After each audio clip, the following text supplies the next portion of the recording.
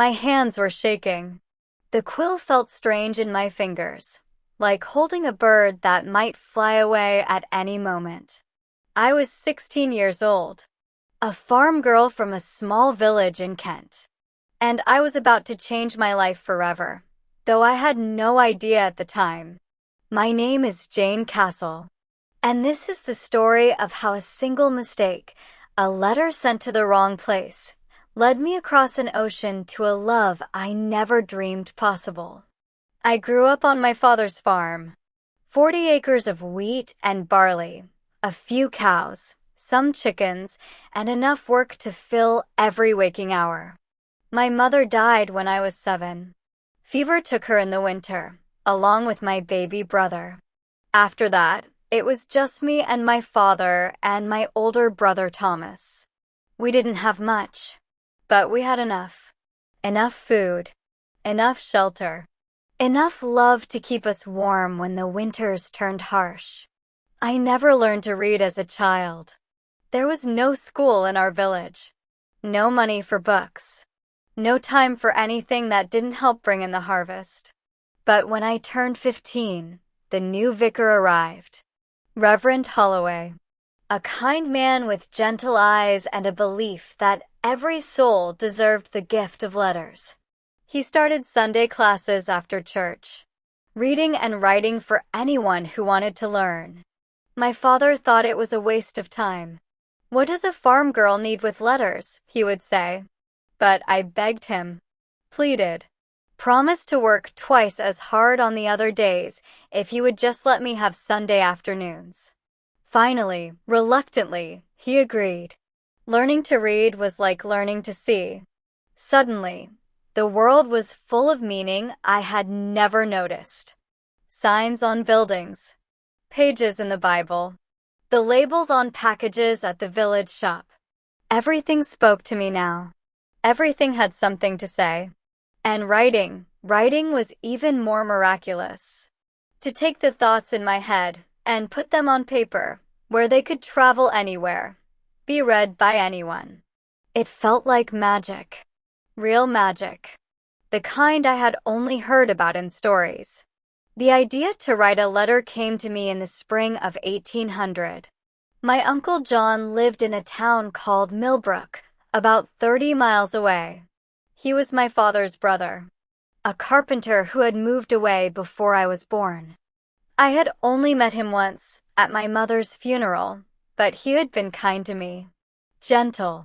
He had told me that if I ever needed anything, I could always reach out. I decided to test my new skills, to write him a letter, to prove to myself that I could do it. I spent 3 days composing that letter, writing and rewriting, crossing out words, starting over. My spelling was terrible. My handwriting was worse. But I was determined. "Dear Uncle John," I began. And then I told him about my life, about the farm, about learning to read and write, about my hopes that someday I might see more of the world than just our little village. I sealed the letter with wax, wrote the address on the front, John Castle, Millbrook, and I walked 3 miles to the posting office to send it on its way. I had no way of knowing that there were 2 Millbrooks, one in England, one in America. And I had no way of knowing that the postal worker who received my letter was new, inexperienced, and deeply confused by the address I had written. He saw Millbrook and John, and somehow, through a series of errors I still don't fully understand, my letter ended up on a ship bound for Boston. From Boston, it traveled to a small town in Massachusetts, a town called Millbrook. And it landed on the desk of a man named John. But not my uncle. A different John entirely. John Miles was 28 years old, the owner of 3 textile mills, one of the wealthiest young men in New England, and completely, utterly alone. He told me all of this later, much later, after the truth came out. But at the time, when my letter arrived, he was sitting in his study, drowning in paperwork, wondering if there was more to life than balance sheets and profit margins. His secretary brought him the letter. "This arrived for you, sir." "From England, apparently." John looked at the envelope. The handwriting was uneven, childlike almost. Nothing like the formal correspondence he usually received. "I don't know anyone in England. Shall I dispose of it, sir?" John was about to say yes, to toss it in the fire without a second thought. But something stopped him. Curiosity, perhaps. Or maybe fate. "No, leave it. I'll look at it later." That night, alone in his study, John opened my letter. He read it once, then twice, then a third time. A farm girl in England, learning to write, hoping to see the world, writing to an uncle she barely knew. And somehow, impossibly, the letter had ended up in his hands. He should have thrown it away. He should have ignored it. He should have done 100 sensible things. Instead, he picked up his pen and wrote back. I received his response 2 months later. The posting office boy came running to our farm, breathless, amazed. "Letter from America, Miss Jane." Can you imagine? I couldn't imagine. I thought there must be some mistake. But there was my name, clear as day, on an envelope with strange stamps and unfamiliar markings. I opened it with trembling hands. "Dear Miss Jane," it began. "I am sorry to inform you that your letter has traveled quite a bit further than you intended. I am not your Uncle John. I am a different John entirely, living in a town called Millbrook, but in Massachusetts, in the United States of America. Your letter crossed an ocean to reach me. Quite an achievement for a first letter, wouldn't you say? I was going to discard it, but then I read your words, and I found myself unable to let them disappear without acknowledgement. You write beautifully, Miss Jane. Your spelling needs work. I won't lie, but your thoughts are clear and your heart is evident in every line. I work in a shoemaking shop here in Millbrook. I shine shoes for a living. It is not glamorous, but it is honest work. Perhaps not as noble as farming, but it keeps me fed. I hope you don't mind that I am writing back. I suppose I was lonely, and your letter felt like a gift I didn't deserve. If you ever wish to write again, I would be happy to receive your words. If not, I understand completely. Either way, I wish you well on your journey of letters. The world needs more people who are brave enough to learn. Yours respectfully, John. I read that letter so many times the paper started to wear thin. A man in America, a shoemaker, writing to a farm girl in England. Because he was lonely. Because he found my words, my simple, poorly spelled words, worth responding to. I didn't understand it, but I was grateful. More grateful than I could express. I wanted to write back immediately, but postage to America was expensive. 3 shillings for a single letter. More than I could earn in a week. My father would never understand. Wasting money on letters to a stranger across the ocean? He would think I had lost my mind. So I saved, penny by penny, doing extra work for neighbors, selling eggs at market, setting aside every spare coin. It took me 2 months to afford a single letter. Dear John, I wrote, thank you for your kindness. I cannot tell you how much your letter meant to me. I am sorry for the confusion. I was trying to write to my uncle, but it seems the letter had other plans. Perhaps God wanted us to meet, even if only through words on paper. You say you shine shoes. That sounds like noble work to me. Any work done with honest hands and a good heart is noble. At least that is what Reverend Holloway teaches us. I will try to improve my spelling. I know it is not good, but I am learning. Every day, I am learning. Please write again, if you are willing. I would like to know more about America. I have only seen it on a map, and maps do not tell you what a place feels like. Your friend, Jane. John received my letter 3 months later.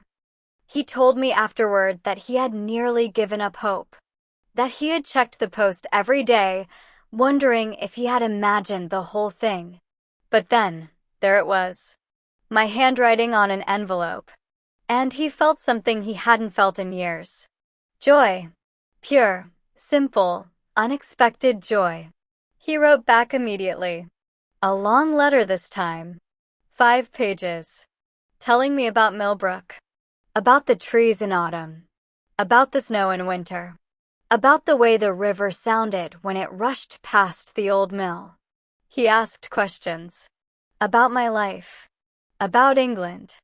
About what I dreamed of when I looked at the stars. He was charming. Funny. Kind in a way that felt genuine, not practiced. And he was still lying about who he was. Still pretending to be a simple shoemaker. But I didn't know that yet. I didn't write back for 3 months. Not because I didn't want to, but because I couldn't afford to. I tried to explain this in my next letter.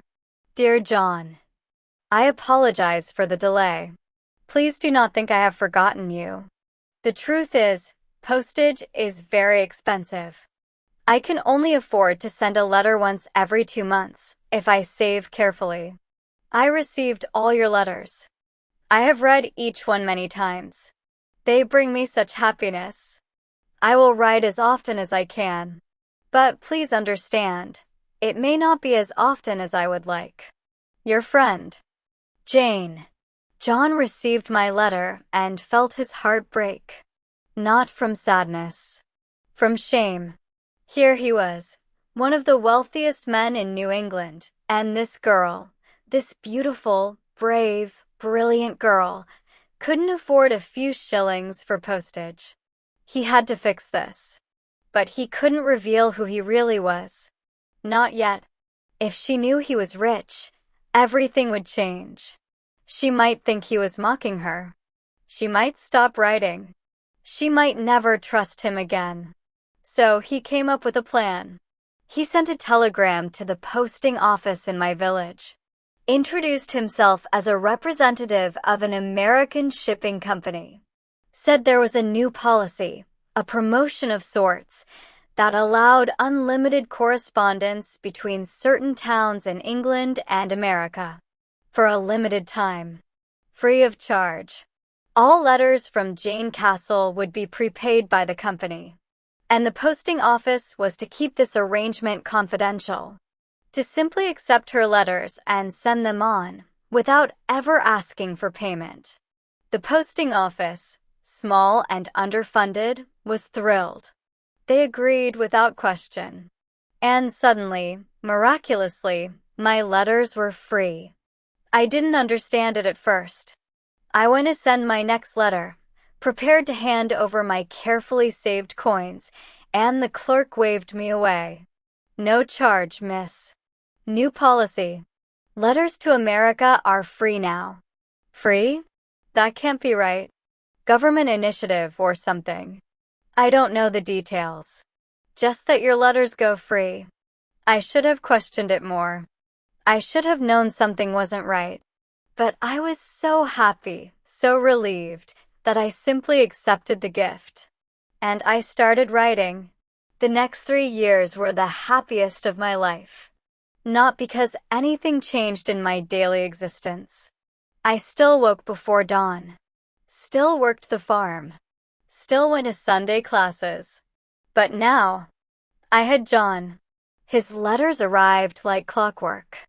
Every 2 weeks. Sometimes more. Long, wonderful, funny letters that made me laugh out loud in the middle of the barn. Thoughtful, gentle letters that made me cry into my pillow at night. He told me about his life. About his work, still pretending to be a shoemaker. About his loneliness, which was real even if the rest was invented. About his dreams of finding someone who understood him, who saw past the surface to the person underneath. And I told him everything. my hopes, my fears, my secret dreams of seeing the world beyond our village, my growing feelings, which I tried to hide at first, but which eventually spilled onto the page despite my best efforts. Dear John, I wrote one evening. I have been thinking about something. Something I am afraid to say, but must say anyway. I think I love you. I know how foolish that sounds. We have never met. We live on opposite sides of an ocean. I am a farm girl who can barely spell, and you are, well, you are kind and good and the best person I have ever known, even if I have never seen your face. I do not expect you to feel the same. I do not expect anything. I just needed to say it, because the words were burning a hole in my heart. Please do not think less of me. Your Jane. John received that letter on a cold November evening. He read it by the fire in his study, and he wept. Not from sadness, from recognition. He loved her too. He had loved her for years, but he was terrified, because the woman he loved a lie. She loved a shoemaker who didn't exist. If she knew the truth, if she knew about the mills and the money and the mansion, would she still want him? Or would she feel deceived? He wrote back, Dear Jane, I love you too. I have loved you since your third letter, when you described the way the sunset looked over your father's fields, and I realized I would give anything to see it with you. I am terrified to say this. I am not good at love. I have made mistakes in my life, hidden things I should have shared. But I am telling you the truth now. I love you, Jane Castle. And I want to spend the rest of my life finding ways to make you happy. Please write back soon. Every day without your letters feels like a year. Yours completely, John. We wrote to each other for another year. Our letters growing longer, more intimate, more certain. I told my father about John. Not everything, just that I had been corresponding with a young man in America. He was skeptical. How do you know he's not lying about everything? I don't, I admit it. But I trust him. I can't explain why. I just do. My father shook his head. Love makes fools of us all, he said. But he didn't forbid me from writing. And that was enough. Finally, after 4 years of letters, John made a decision.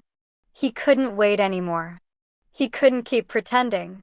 He needed to see me, to tell me the truth, to find out if what we had built with words could survive in the real world. He wrote me a letter. Dear Jane, I am coming to England. I cannot bear another day of only knowing you through paper. I need to see your face, hear your voice, stand beside you in the same room. I will be in London by April. I will wait there as long as necessary.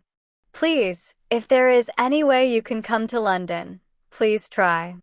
I will wait in Hyde Park, by the Serpentine, every day at noon. I will wait for you forever if I have to. With all my love, John. I received that letter in March. My heart nearly stopped. He was coming. He was actually coming. But London was 100 miles away. I had never been there in my life. I had no money for travel. No way to leave the farm without my father's permission. I wrote back immediately. Dear John, I cannot come in April. I am so sorry. My father needs me on the farm, and I have no way to travel such a distance. But my father has business in London in August. He sells some of our harvest to merchants there every year. He has agreed to take me with him this time. August 15th. I can be in London on August 15th. Please, if you can wait, please wait for me. I will be at the Serpentine at noon. I will be the one with the blue ribbon in her hair. Because I have nothing else to give you, except my heart, which has been yours for years. Counting the days. Your Jane. John received the letter in April. He had already arrived in London. already booked rooms at the finest hotel, already spent weeks pacing the streets, wondering if he had made a terrible mistake. August. For more months. He could have gone home, could have returned to his business, his mills, his responsibilities. But he didn't. He stayed. He waited. Because he had told her he would wait forever. And he meant it. The months passed slowly. So slowly I thought I might go mad. I marked the days on a piece of paper I kept hidden under my pillow. Crossed them off one by one. Dreamed every night of what he might look like. Wondered if he was dreaming of me. August finally came. My father and I loaded the cart with our harvest. Made the long journey to London. 3 days on rutted roads. Sleeping in barns along the way. Arriving in the city dirty and exhausted and overwhelmed. London was enormous. Terrifying. More people than I had seen in my entire life. Noise and smoke and chaos everywhere. But somewhere in this madness, John was waiting. August 15th. I woke before dawn. Washed my face in the basin. Put on my best dress, the only good dress I owned. A simple thing, white cotton with small blue flowers. Tied a blue ribbon in my hair. And walked to Hyde Park. I found the Serpentine easily. It was beautiful. A long, curving lake surrounded by green grass and ancient trees. Nothing like the ponds in our village. Everything grander, more elegant, more intimidating. I found a bench near the water. Sat down. And waited.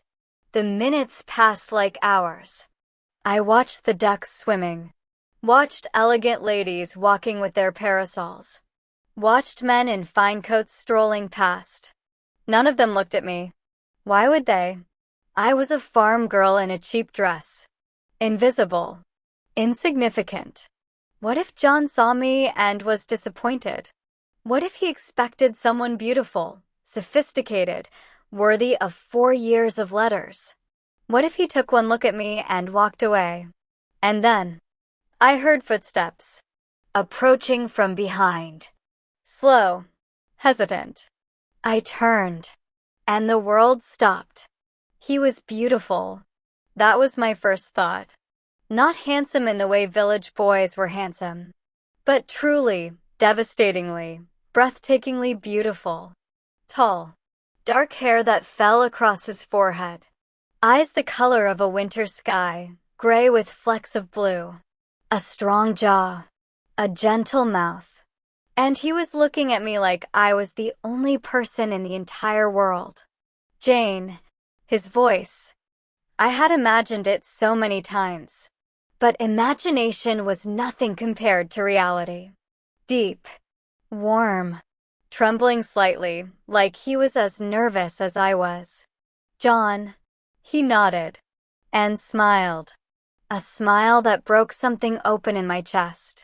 You're real, he whispered.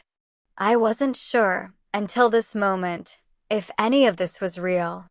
I'm real, I said. My voice was shaking. My whole body was shaking. I'm real. I'm here. I couldn't finish. Because suddenly he was in front of me. Close enough to touch. Close enough to smell. Something clean and masculine and intoxicating. Close enough to see the tears forming in his eyes. You're beautiful, he said. I'm not. You are. You're the most beautiful thing I've ever seen. I've been dreaming about this moment for 4 years, and you're even more than I imagined. I laughed. A wet, broken sound. I was afraid you would be disappointed. Disappointed? Jane. He reached out. Touched my face. His fingers were gentle, reverent, like he was touching something sacred. I have never been less disappointed in my entire life. We stood there, in the middle of Hyde Park, surrounded by strangers, looking at each other like we were the only 2 people in existence. And then, slowly, he leaned down and kissed me. I had never been kissed before. I didn't know what to expect. But this was nothing like anything I could have prepared for. His lips were soft, warm, tasting faintly of coffee and something sweeter. His hands cradled my face like I was made of glass. And I felt everything. Every letter, every word, every dream I had ever had about this man. All of it condensed into a single, perfect, endless moment. When we finally pulled apart, we were both crying, laughing and crying at the same time. "I love you," he said. "I love you too. Marry me." I blinked. "What?" "Marry me.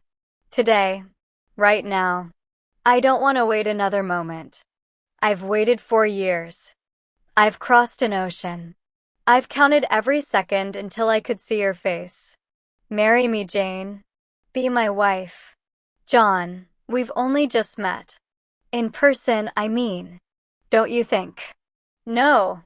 He took my hands, held them tight. "I don't think. I know. I've known since your first letter. Since you told me about learning to write and dreaming of seeing the world. I knew then that I wanted to spend my life with you. The only thing I didn't know was what you looked like. And now I do." He smiled. That devastating smile. "And you're even more perfect than I imagined." I should have said no. Should have been sensible. Should have asked for time to think. But I had spent my whole life being sensible, being practical, being a farm girl who knew her place and never dreamed too big. And here was a man who had waited for years, who had crossed an ocean, who looked at me like I was the sun and the moon and every star in the sky. "Yes," I said. "Yes, I'll marry you. Today. Right now. Forever." We found a church that afternoon. A small one, on a quiet street, where the vicar didn't ask too many questions. I wore my white cotton dress with the blue flowers. John wore the suit he had been wearing when we met. There were no guests, no family, no celebration. Just the two of us, standing before God, promising to love each other until death do us part. Afterward, walking through the streets of London, my hand in his, I finally asked, "John, there's something you haven't told me. I can feel it." He stopped, looked at me. "You're right. There is. Tell me. Whatever it is. I won't be angry." He took a deep breath. "I'm not a shoemaker." I waited. "I own textile mills. 3 of them. In Massachusetts. I'm quite wealthy, Jane. Very wealthy." I stared at him. "Why did you lie?" "Because I was afraid. When your letter arrived, it was so innocent. So genuine. I hadn't experienced genuine in so long. Everyone I knew wanted something from me. My money. My connections. My influence. But you wanted nothing. You were just a girl learning to write, reaching out to an uncle who never received your letter." He looked down. "I was afraid that if you knew the truth, you would change. You would start wanting things. You would become like everyone else. And I couldn't bear that. So I lied. And then I kept lying. Because the longer it went on, the harder it became to tell the truth." "And the postage?" I asked. "I paid for it. All of it. Every letter. I contacted your posting office, set up an arrangement, made sure you could write as often as you wanted without worrying about cost." I should have been angry. He had deceived me for 4 years, built our entire relationship on a foundation of lies. But I looked at his face, at the fear in his eyes, at the vulnerability he was finally allowing me to see. And I understood. He hadn't lied to hurt me. He had lied to protect something precious, something he was afraid to lose. And could I really blame him for that? "I fell in love with a shoemaker," I said slowly. "Yes. And now I find out I married a mill owner. Yes. Is there anything else I should know? I have a house in Boston. A large one. With servants. And gardens. And more rooms than I know what to do with. I laughed. I couldn't help it. John Miles, you are the strangest man I have ever met. Is that a good thing? I don't know yet. I squeezed his hand. Ask me again in 50 years. We sailed for America 2 weeks later. I wrote to my father from the ship. Explained everything. Promised to send money. Promised to bring him to visit. Promised that his daughter would never forget where she came from. He wrote back months later. A short letter. He had never been good with words. Be happy, Jane. That's all I ever wanted for you. Boston was overwhelming. The noise. The size. The sheer number of people. But John's house. John's mansion. That was something else entirely. 20 rooms. A staff of 12. Gardens that stretched further than I could see. A library filled with more books than I could read in a lifetime. I walked through the halls in a daze. This is your home now, John said. Our home, I corrected. Our home. He smiled. I like that. The first year was an adjustment. I had to learn how to be a lady. How to manage a household. How to navigate the social expectations of wealthy Boston society. I made mistakes. Many mistakes. But John was patient. Always patient. You don't have to be perfect, he told me one night. We were lying in bed, his arms around me, watching the fire die down. I don't want a society wife. I want you. Exactly as you are. Even when I use the wrong fork at dinner? Especially then. He kissed my forehead. It reminds everyone that you're real. That I didn't make you up. We have been married for 8 years now. We have 4 children. 2 boys and 2 girls. Each one more precious than the last. John is still a mill owner. But he's changed. Softened. He pays his workers fairly. Provides schools for their children. Does everything he can to be a force for good in the world. You changed me, he tells me. You changed yourself, I reply. Same thing. I still write letters. Not because I have to anymore, but because I love it. The feel of the pen in my hand. The scratch of ink on paper. The magic of taking thoughts and turning them into something that can travel anywhere. I write to my father. To my brother. To friends in the village I haven't seen in years. And, sometimes, late at night, I write to John.